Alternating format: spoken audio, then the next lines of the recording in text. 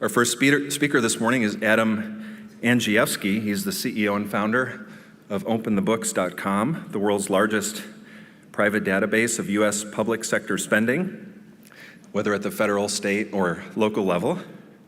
What this means is his database is pretty huge, I think, and getting bigger. Doesn't include Hillsdale, by the way, since we don't take a dime of federal taxpayer money. Thank you. His organization's oversight model has led to some impressive results, including grand juries, indictments, congressional hearings, and legislation. He speaks frequently around the country on the topic of big data journalism and forensic auditing techniques, and I think he'll explain that in greater detail. Previously, he co-founded the publishing company Homepages Directories. He's a senior policy contributor at Forbes, and his work has been featured in a variety of national publications. He makes frequent appearances on radio and television. He's the author of the Encounter broadside titled Operation Drain the Swamp. So in order to drain the swamp, it helps to know how deep the swamp is exactly, and that's his topic today, the depth of the swamp. Please welcome to the podium Andrzejewski.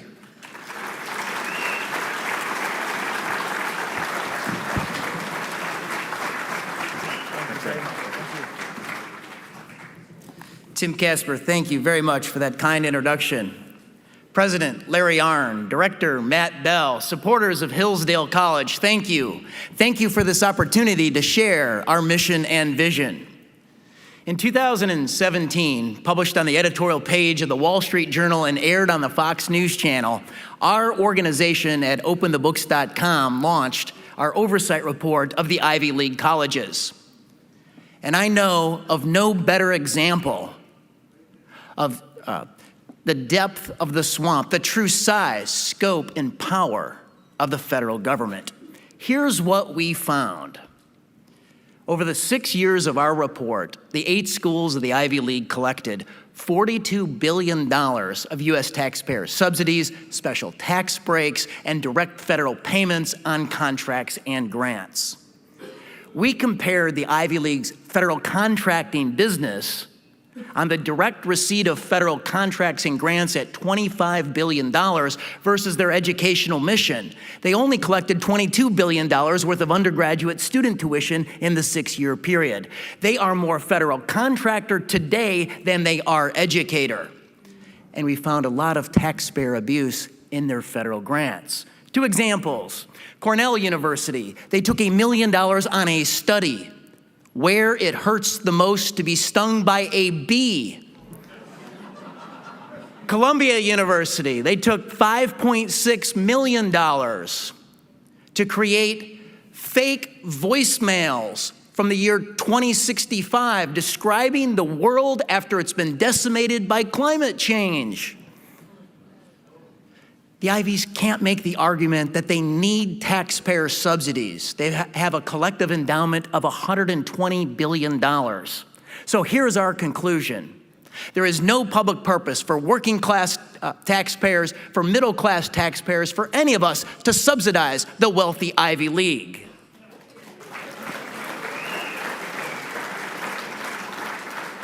So let's compare the Ivy League at $25 billion in the receipt of federal grants and contracts over this 6-year period versus Hillsdale College over the same 6-year period. We fact-checked the Hillsdale promise of no federal money, and guess what? It's true. They're not in the federal checkbook, $0. And today, that's what we call an American miracle, and it's only possible because of your support of this college. Thank you for supporting Hillsdale College.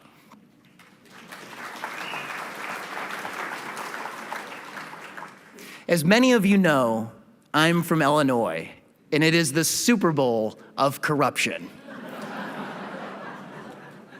In Illinois, our #1 manufactured product is corruption.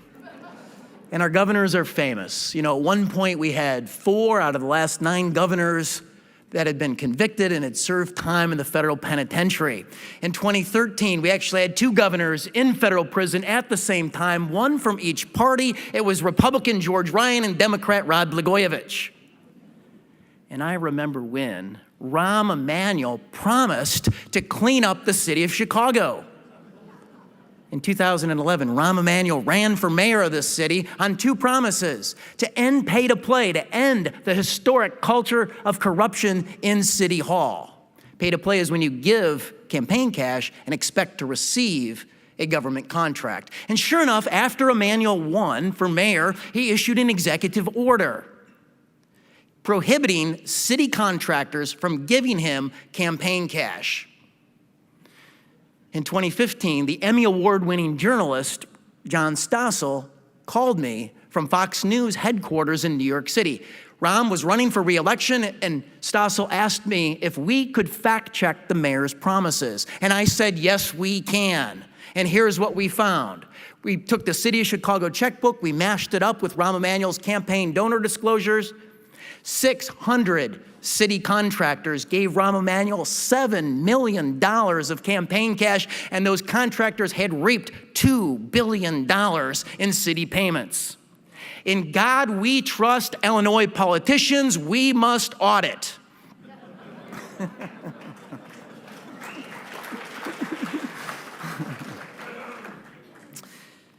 I am hopeful and optimistic about our future, despite the corruption in Illinois and across the country. Because you and I, we have been given the greatest gift in the last 5,000 years of human history. We've been given a constitution that recognizes our inalienable rights. Our rights come from God and not government, and we instituted a government to secure our rights. And our founders knew that we needed the tools to hold that government accountable. Our founders knew that knowledge is power. And they recognized the power of transparency, and they wrote it into our founding documents. And it's Article 1, Section 9 of the U.S. Constitution, and it states that a regular statement and account of the receipts and expenditures of all public money shall be published from time to time. Today, there's a simple interpretation. Post every dime online in real time. Open the books.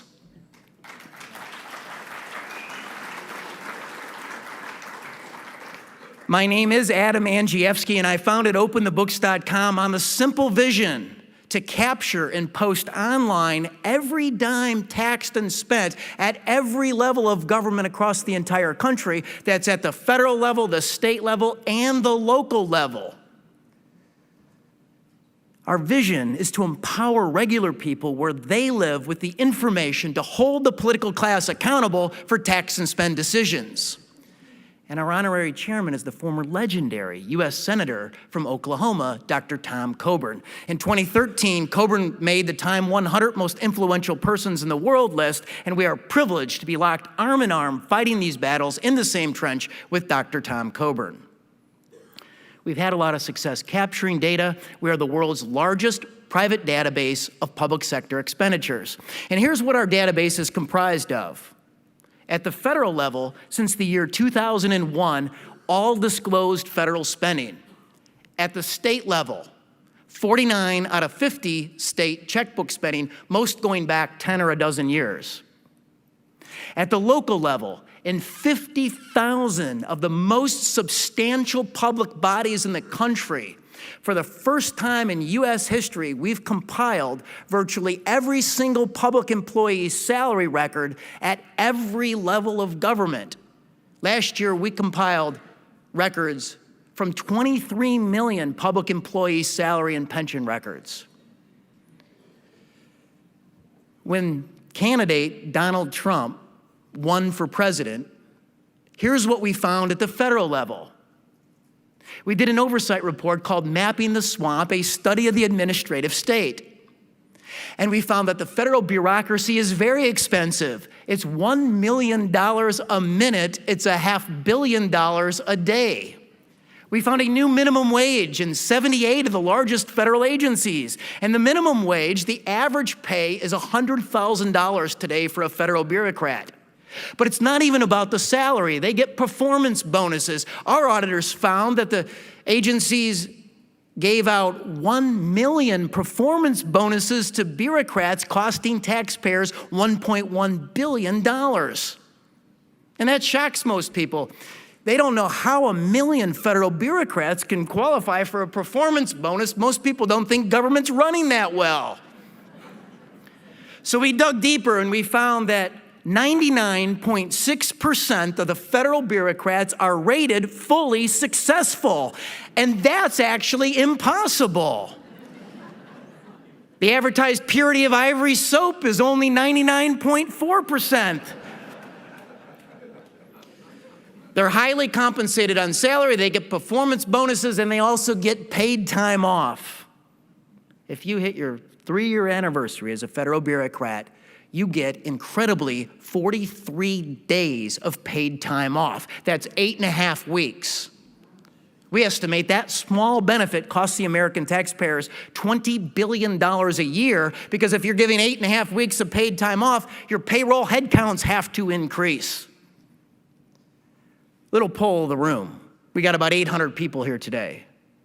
Who receives 8.5 weeks of paid time off, 43 days? We got one guy. That's it in the entire room. This isn't France.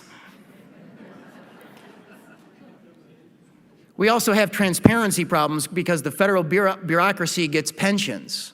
Except you and I, we help fund those pensions. We guarantee those pensions. And you and I don't get to see those pensions. You see, under existing federal Freedom of Information Act law, when a bureaucrat retires or you're a member of Congress, their retirement payout is considered private information, and we need to change that law.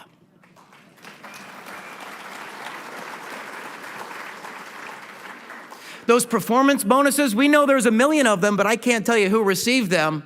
The transparency was negotiated away. The performance bonuses are shielded from disclosure because of the union contracts. So we have a lot of work to do on pay and pensions. Here's another transparency problem. You know, we mapped the swamp that the president inherited from the Obama administration, and we were upset because there was 3,500 names and salaries redacted from the responsive record.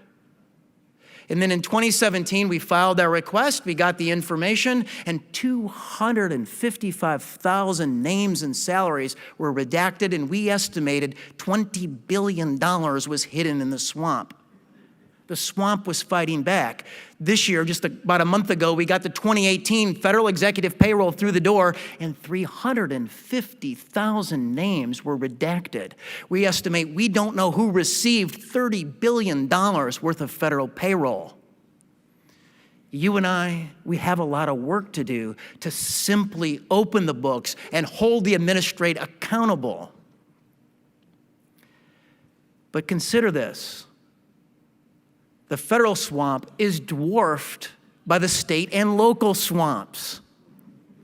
At openthebooks.com, I can tell you that there are 2 million public employees across the entire country at the federal, state, and local level who are highly compensated. And our definition of that is that they make 6 figures, $100,000 a year. There's 2 million of them.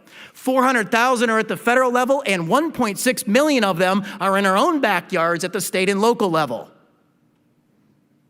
Right here in Florida, in the small town of Dana Beach, the city attorney, for 2 years, made over $400,000 out earning every president ever.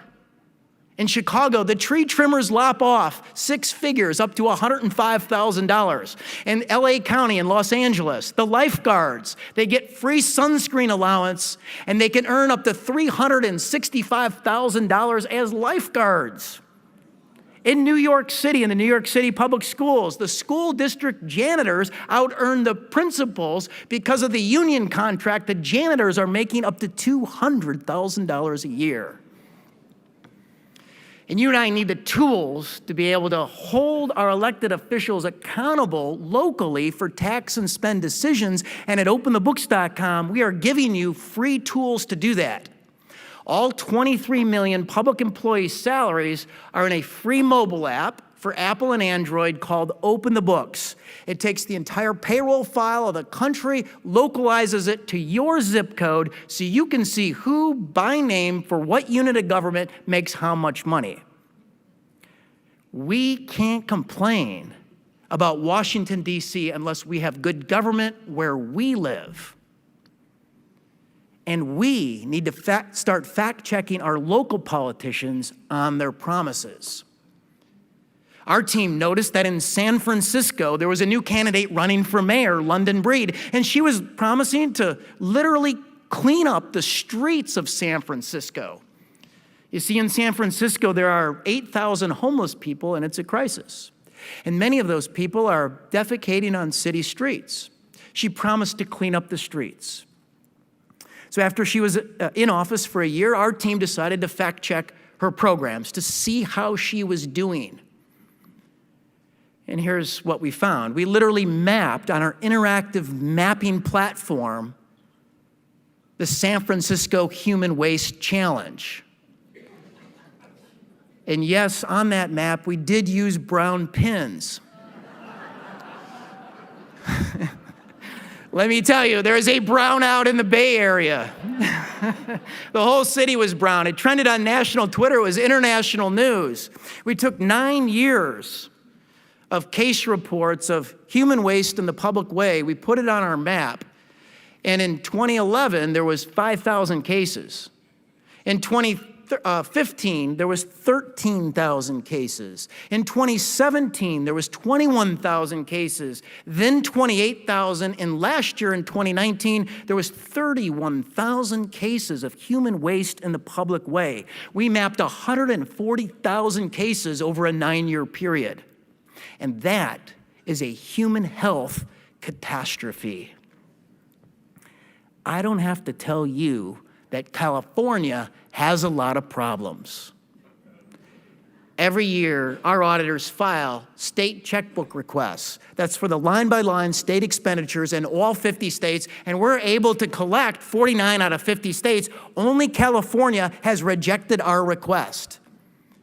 California Comptroller Betty Yee rejected our request this year, oddly saying that she couldn't locate, her words, any of the 49 million individual bills she paid last year. She spent over $300 billion, and $100 billion of that came back from Washington, D.C. That's our money in the Golden State. We deserve to be able to follow the money. And so we sued Betty Yee this year to begin the process of forcing open the California state checkbook expenditures. And this is not our first rodeo. In 2013, we sued Republican comptroller in Illinois, Judy Bartopinka. Topinka said that the state doesn't have a magical checkbook. And we reminded Topinka that the state doesn't have magical taxpayers either. So we sued her, and within 9 months, we'd opened up 7 years' worth of line-by-line payments in the state of Illinois. In 2018, we sued Republican State Auditor Cynthia Cloud in Wyoming. Cloud said it would take years and years to produce a state checkbook. So we sued her, and within 10 months, we had 6 years' worth of line-by-line expenses. We have never lost a state checkbook transparency fight, and we expect to win in the state of California as well.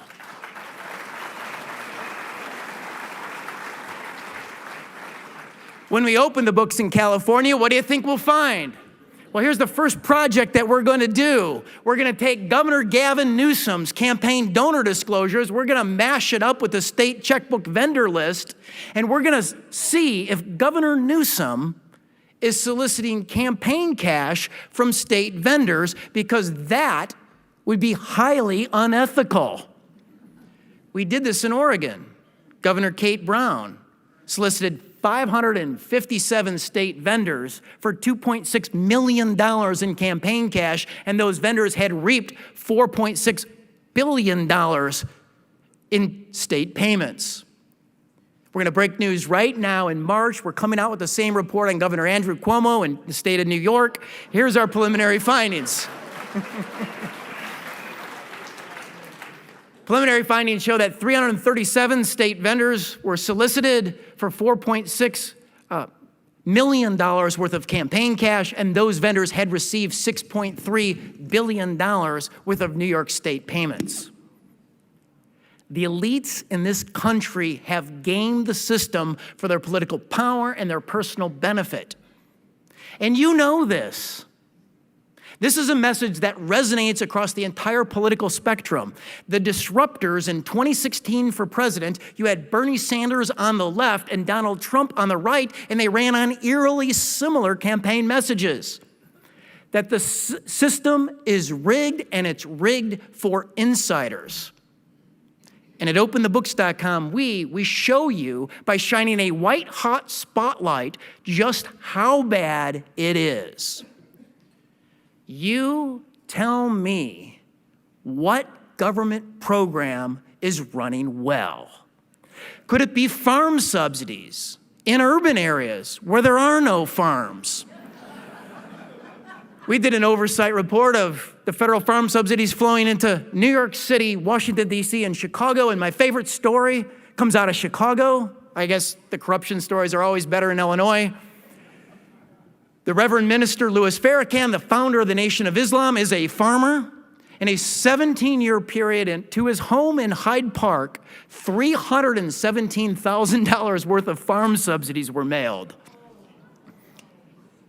What government program is running well? Let's take a look at an obscure federal agency called the Small Business Administration. You know the SBA. They're supposed to be funding mom and pop businesses on Main Street, those men and women that have good ideas but can't find financing in the private marketplace. So we did an oversight report on them last summer. And in a 5-year period, we found $110 million flowing into zip code 90210, and that's Beverly Hills, California. It was $1.75 million worth of low-cost, taxpayer-backed financing that flowed to their French wine importer. $2.1 million flowed to Diva Limousine, and they shuttle the stars and starlets in Hollywood. And $2.2 million flowed into their eyeglass designers, whose frames are worn by Brad Pitt and Tom Cruise. And $4 million worth of cheap financing backed by taxpayers went to the Beverly Hills exclusive diamond broker. Since 2007, our team has quantified $300 million flowed to America's private country clubs, golf clubs, swim clubs, beach clubs, tennis clubs, and yacht clubs across the country. We found that in a 5-year period, $14 billion didn't go to Main Street, it went to Wall Street with no transparency after that. Now in America, we must never demonize success, but you and I, we shouldn't subsidize it either.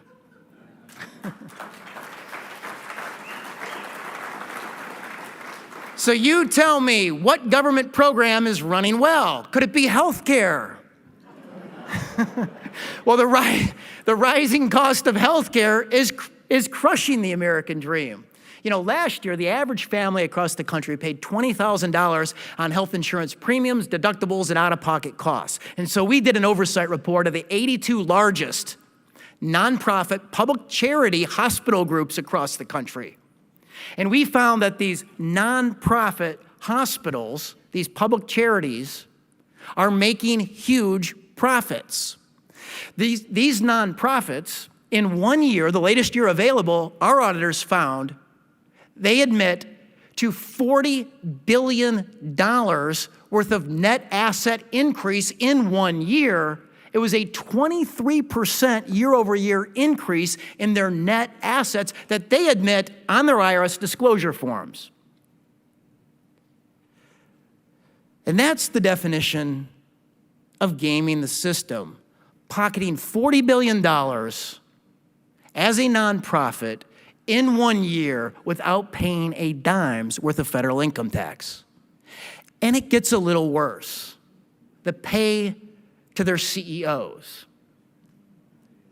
went up to $59.1 million over a 4-year period. Ascension Healthcare in St. Louis, it was $59 million to their CEO. Kaiser Permanente in Oakland, California, it was $29.8 million over a 4-year period. It was Banner Healthcare in Phoenix, Arizona, $27 million. In Illinois, Advocate Healthcare, $27 million went to their CEO over a 4-year period. And join me, public charities are supposed to be about public service. And if you're going to be an executive at a public charity, non-for-profit, you shouldn't have a compensation package that rivals Wall Street investment bankers. So what government program is running well? Could it be Veterans Affairs?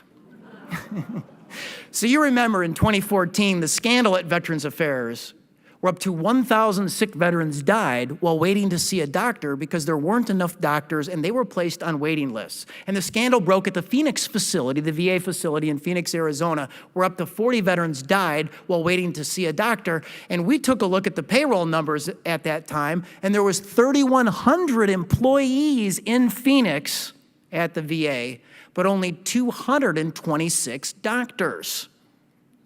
So Congress threw billions of dollars at the VA. And since 2015, we've fact-checked what the VA has done with the money. They've actually added to the payroll headcount 36,000 positions, but less than 3,000 of those positions are doctors. And the average veteran today still waits 70 days to see a doctor because there aren't enough doctors. And this can't be the end of the story. Our veterans, they deserve basic health care. They fought for us, and we need to fight for them.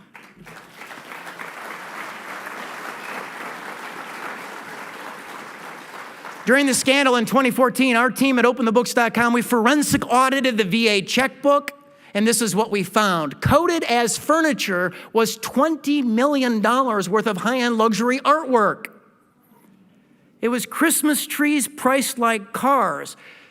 27-foot Christmas trees costing $21,000. It was sculptures priced like 5-bedroom homes. At a Palo Alto VA facility in California that treats blind veterans, we found they purchased 2 fancy sculptures for $700,000.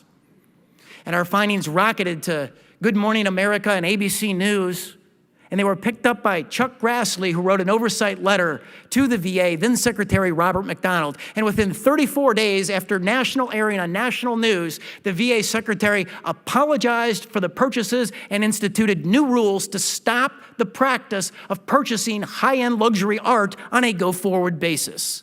And that's the power of transparency.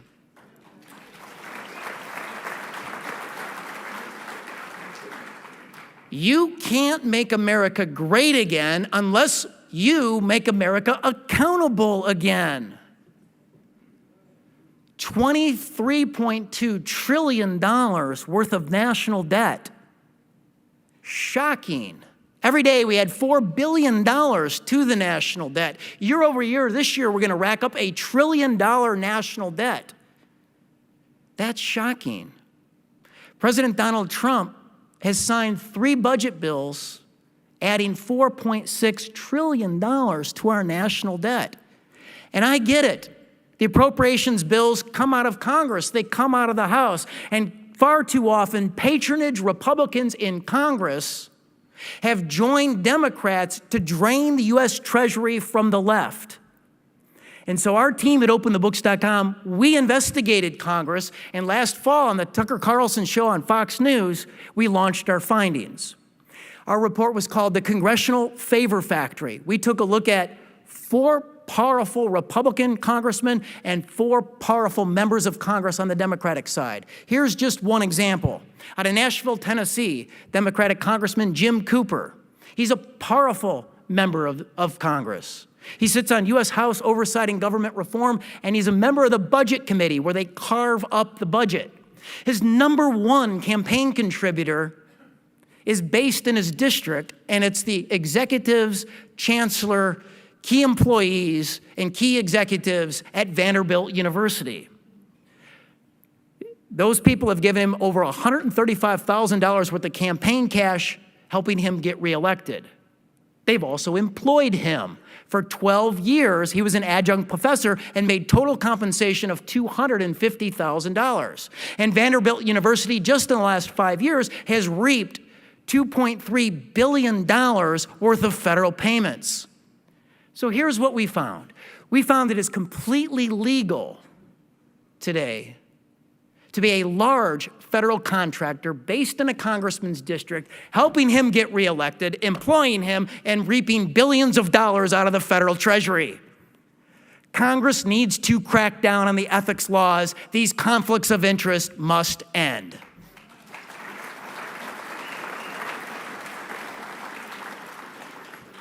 And it's an election season, and the president has tipped his reelection messaging. Quote, America will never be a socialist country. And he'll have a lot more credibility on the issue if he's not seen as draining the treasury from the right. Here's how the president can lead on spending. Our organization mapped a spending plan for the president. 6 times in the Wall Street Journal and USA Today, we published an open letter to President Donald Trump. That was the first page. The second page was 100 outrageous examples of federal taxpayer abuse. So today we'll go through 3 of those examples and our 4-point strategy for the president. We encourage the president to embrace the transparency revolution, declare war on waste, and as commander-in-chief, defend the American taxpayer against waste, fraud, corruption, and taxpayer abuse. First prong, open and audit all spending. Second prong, cut 5%. It's a modest goal, and then keep going. I mean, for crying out loud, in 1982, the Grace Commission under President Reagan identified 1 out of every $3 was waste, and it's probably worse today. Prong 3, mobilize the federal workforce. They know where the bodies are buried. Prong 4, the president's really good at this one. Communicate with the American people. Keep us updated on the progress of the transparency revolution. Use Twitter.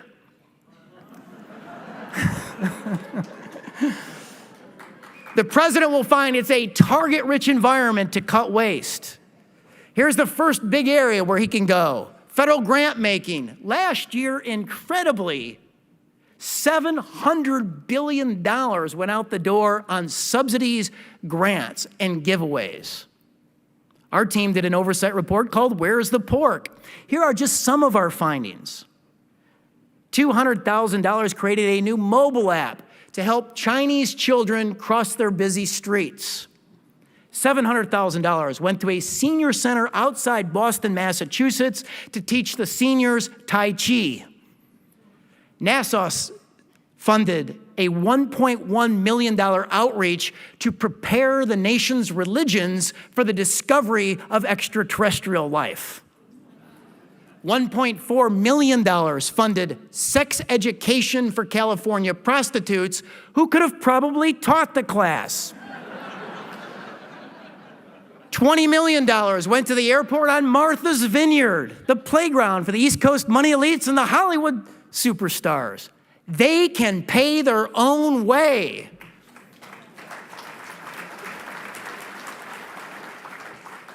We need a transparency revolution. We need a war on waste. Here's the second vertical that the president can concentrate on: improper and mistaken payments.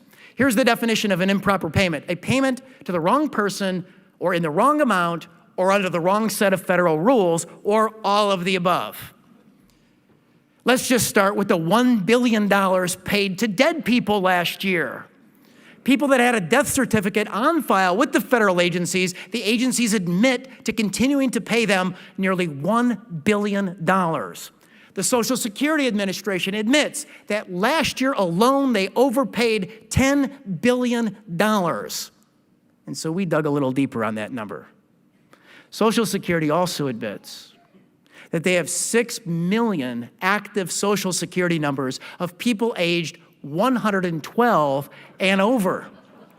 There's only 40 people aged 112 and over in the entire world. Medicare and Medicaid admit last year they paid $67 billion in overpayments. And Democratic presidential candidate Bernie Sanders wants Medicare for all. He wants to put that program on steroids. Really?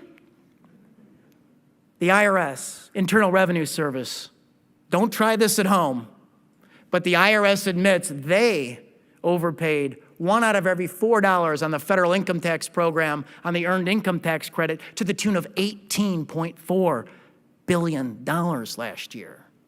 We need a war on waste, we need a transparency revolution, and we need to challenge and change the culture of corruption in Washington, D.C. Here's the third spending vertical the president can concentrate on, and that's the year-end use it or lose it spending phenomenon. The federal fiscal year ends in September. It is Christmas in September for federal contractors. Our organization did an oversight report of the 67 federal agencies that we found spent $100 billion in the last month of the fiscal year spending down their budgets this year so they'll get the same or more money from Congress next year. And here's some of the ways they spent down their budgets. We found $300 million spent down the vehicle budget, purchasing cars, trucks, snowmobiles, motor scooters, and other vehicles. We found $460 million spent by the agencies on redecorating and on furniture. We found $500 million, $500 million spent by the agencies on PR, that's public relations, spending down their marketing, promotion, and advertising budgets. And I can tell you nothing rankles taxpayers more than spending taxpayer money to convince taxpayers to spend even more taxpayer money on a larger size and scope of government. The Pentagon, the Department of Defense, spent $62 billion in the last month of the fiscal year. It was $1 out of every $4 or $5 that they spent on contracting on the year they spent in the last month of the year. We found they spent $9,300 on a club leather chair. They spent $1 million on PBR, the Professional Bull Riders Association. The Pentagon spent down their lobster tail and snow crab budget, spending $4.6 million in the last month on lobster tail and snow crab. And so we dug a little deeper. And when we reached out for comment, the Pentagon admitted to spending $25 million on lobster tail and snow crab over an 18-month period. We also published at the Wall Street Journal an annual figure of what the Pentagon was spending on expensive coffee cups. Up to $1,218 on these expensive coffee cups. And Senator Chuck Grassley picked that up, wrote an oversight letter to the Department of Defense. He got the program stopped, but they admitted they had spent $350,000 on that program of expensive coffee cups. And I'd feel a lot better about all of this spending at the Department of Defense if they could pass their audit. The president, the audit of the Pentagon's been on the books for decades, but nobody enforced it. Well, President Trump did enforce it. He mandated it. The Pentagon spent a year. There was 1,200 auditors. They spent $400 million on the audit, and the Pentagon flunked it. We need a transparency revolution. We need to challenge the culture of corruption in Washington, D.C. I just want to close with the following story, and it is good news. I received a call 2 weeks ago from the White House, from the Executive Office of the President, the Office of Management and Budget. And they said that for the first time in our nation's history, included in the President's budget to Congress is a chapter on the elimination of wasteful spending. And they said that our work, our oversight work at openthebooks.com had helped inspire that chapter. They sent me a copy of it, and the President recognized in that chapter the following, and this is really important, quote, that a bloated, duplicative, and wasteful federal government is a threat to America's future. And that's really good news.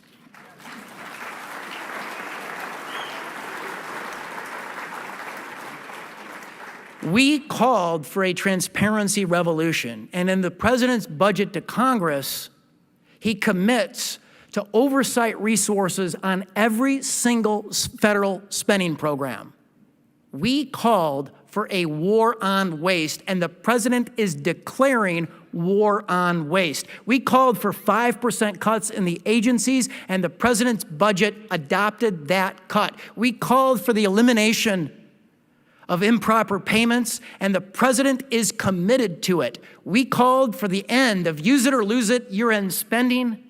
The president cited in his budget our organization by name, bullet-pointed our findings, and hyperlinked and footnoted our oversight report on our website. We believe that transparency is revolutionizing United States public policy and politics. Join us, join the transparency revolution.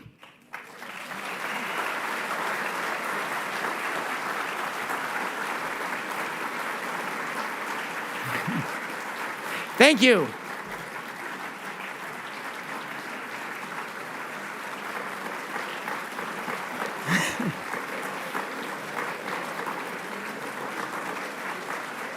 Well, I'm glad you're clapping and that you're not depressed. If you feel depressed, fight the urge. We're Americans and we have a fighting spirit, and this is our moment. Thank you. We now have time for a few questions. Please raise your hand and wait for a microphone to be brought to you.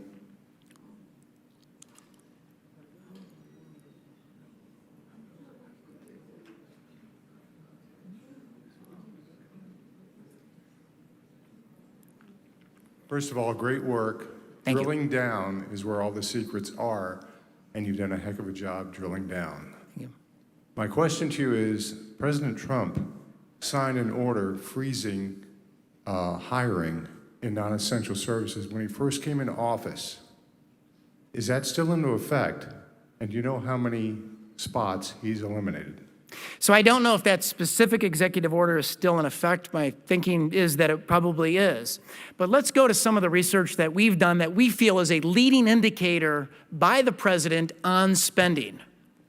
And that's a tranche of spending he fully controls as the executive, and that's the White House payroll.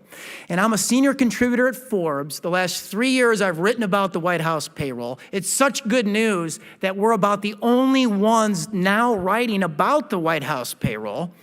President Trump has saved taxpayers $20 million on a leaner White House payroll versus the same years under the Obama administration. We found no evidence of czars. The payroll of the First Lady is half, 12 versus 24 underneath the previous First Lady. So the president is leading by example. His payroll headcount in his first year, he was down 100 employees. He has slowly added employees back, but he's still down about 40 employees versus the same period underneath the Barack Obama administration. And quite evidently, there's been a lot of winning. The president is doing more with less.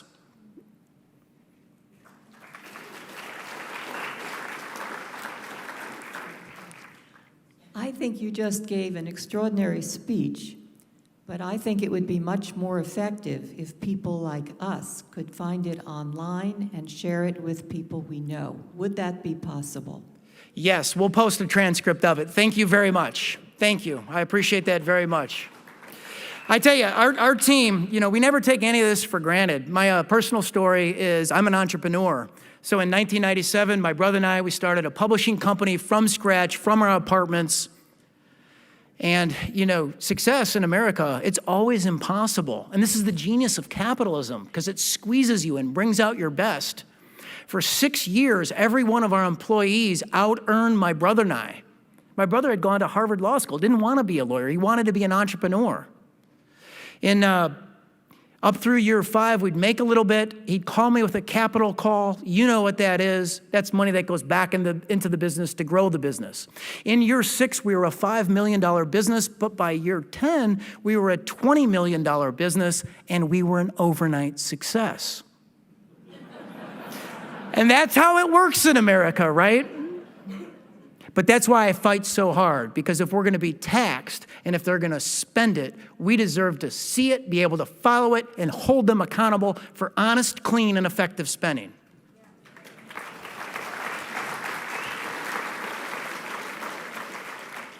I did not see any papers being put on your podium. Did you do all these out of memory? So I just turned 50 years old and my eyes are starting to go. I have 7 pages up here, but I can't read them.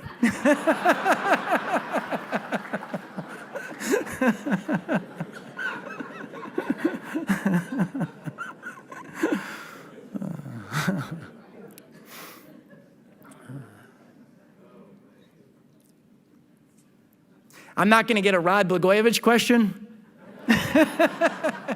The president didn't call me.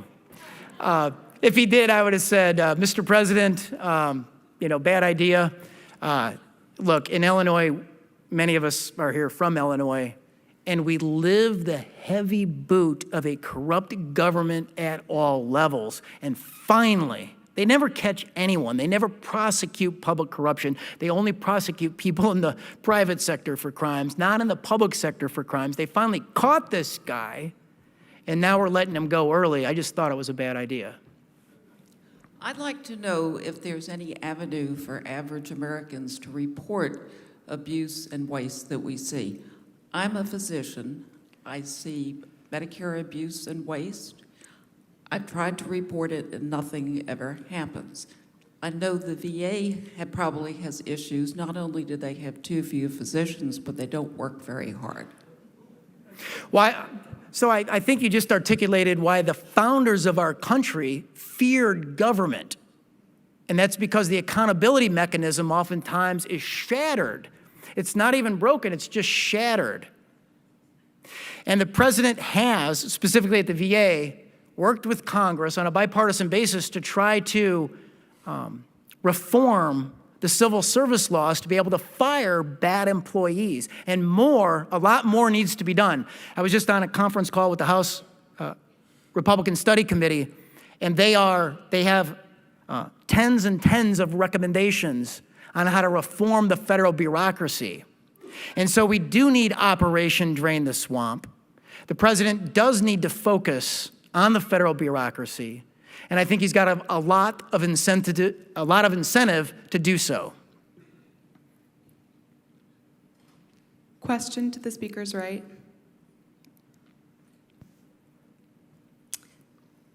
Thank you for your presentation. I don't know if you can collect this type of data, but I have a number of friends who are highly compensated employees in the federal government, and they tell me that it's very common to have other highly compensated employees who are also on total disability from other branches of government. And I've always wondered, how can you be totally disabled but be a highly compensated employee in a different department?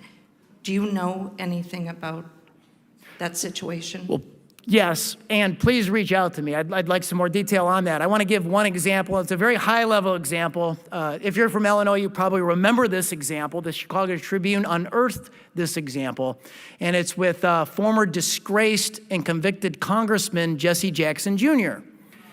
So before Jesse Jackson Jr. was indicted, he claimed that Congress made him mentally ill. And we know that's true. That's true for the whole body. But he qualified for federal disability benefits and Social Security benefits.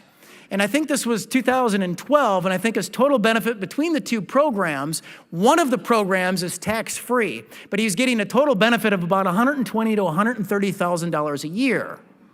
And the thinking is he's still getting it. So he's collected nearly $1 million over this period of federal disability benefits because Congress made him mentally ill. There needs to be reforms in these areas, and I'm highly interested in these stories.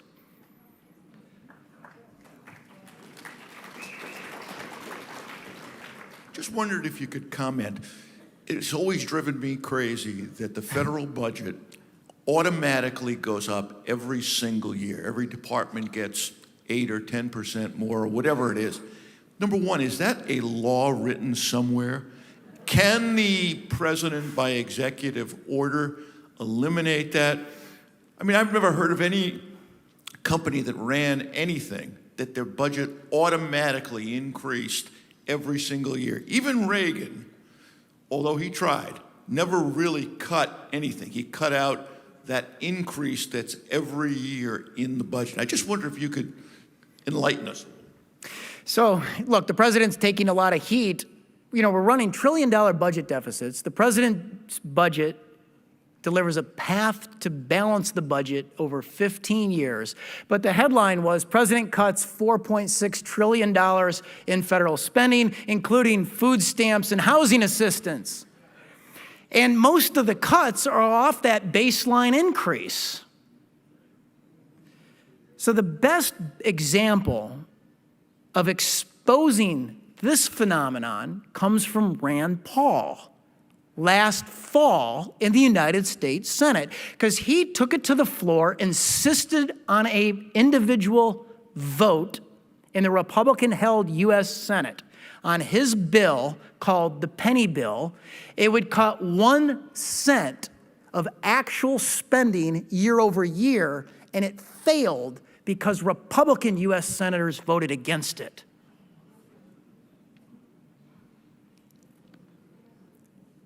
We have time for one more question. Thank you very much. Putting numbers to this problem helps us all. Many, many years ago, late 60s, I was a young Army captain, and we were doing some budget work in Washington, D.C., found out that each Army headquarters had a different accounting system. I suspect it never got changed, so there's no way that the Department of Defense would know exactly what was going on, because they couldn't compare one Army to the First Army to the Third Army. The other comment I have is I think one of the biggest problems we have is in Congress, because as soon as you get a new congressperson in there, the first thing they do is they sign them to a subcommittee, and that subcommittee usually has some kind of a budget requirement, and apparently their main project is to protect their own budget. So I wondered if you could comment whether we can change or modify Congress in any way to eliminate, because Congress is the one that writes the budget, and they're the ones that are willing to apparently shut down the government to prevent changes. So our role in this on Congress at openthebooks.com is one of shining that white-hot spotlight. And I'm prepared to say to you today that Congress in 2019 was the #1 most wasteful federal expenditure. They spent $1.3 billion running Congress and all their subcommittees and everything else, but they were only in session, and the House was only in session for 850 hours on the year. They're lazy on the budget bills. Think about this. Speaker Pelosi dropped a 2,318-page spending bill, spending $1.4 trillion. They dropped the bill a couple of days ahead of Christmas, 24 hours before they voted on it. And it was written by lobbyists. It contained all kinds of pork and taxpayer giveaways. Nobody even knew what was in it. There was no time to read it when they passed it. The Senate passed it, sent it to the president. He's under impeachment. It's a couple of days before Christmas. He felt boxed in, so he signed it. And look, it's not representative government in Congress if you don't know what you're voting on. So these things, we need to raise our voice, we need to call our member of Congress, and we need to ask them, how, where specifically are you defending the United States taxpayer against waste, fraud, corruption, and abuse?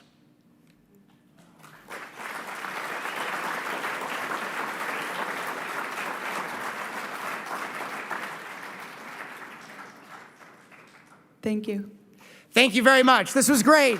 I really enjoyed it. Thank you.